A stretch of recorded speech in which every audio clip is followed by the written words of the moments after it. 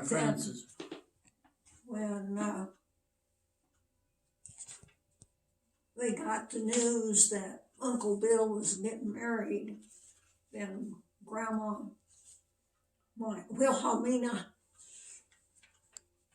who wouldn't speak English, pulled Grandpa Fred aside and told him, "You take Emma's money that she had inherited from her father and go buy that farm the Linnemans have told us about up in Pierce County." And then later, Grandpa Fred tells Grandma, "Oh, we're moving to Pierce County." Wasn't there something about I think you told us the story one time that they went on the train to get there? Like that's how they moved, as they got on the train? Grandma and Francis came on the train from Wayne. Which probably doesn't even run anymore, right? Pardon? The train? Yeah. From Wayne to Randolph, it probably does. Or does it still run? No. Yeah. No, the track's not there anymore. Yeah. So Albert was the first child born in the farmhouse? Albert was the first one born on the farm. He was born in 1915, so Francis had to be born in 14 or... Oh, and 14 instead. Yeah.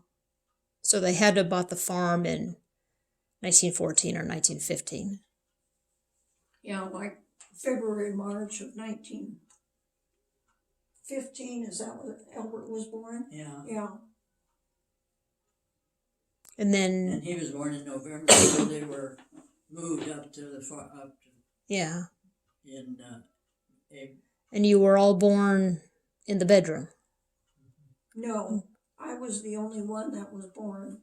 In the new house? In the new house. Oh, the one they built in... The one that's there now? 29? Yeah. All the others were born in this 3-room house that they lived in. The 3-room house had a kitchen, living room, and bedroom. And then the 7 children slept upstairs in the attic. Along with the hired man. Yeah. Dad always had a hired man. Right. And with a curtain down the middle of it, and the boys on one side and the girls on the other side. Yeah. Do you have any memories of that house? Or were you were really young when they built the new house? She would have been 2 or 1. She was born in 1928. Yeah. And they built a new house in 1929. I was 10 years old and outside. Nothing remember of the inside. Yeah. Oh, the chicken house was the old living room, wasn't it? Yeah. Which had been an addition to the 2-room house. Somewhere. That's not standing anymore, right? It burnt down. It burned down here a few years ago. Yeah. Yeah. Isn't it where the new garage is? Yeah. Is that where that house was? So, yes. Yeah. Well, there were 2 huge cottonwood trees up there by the house.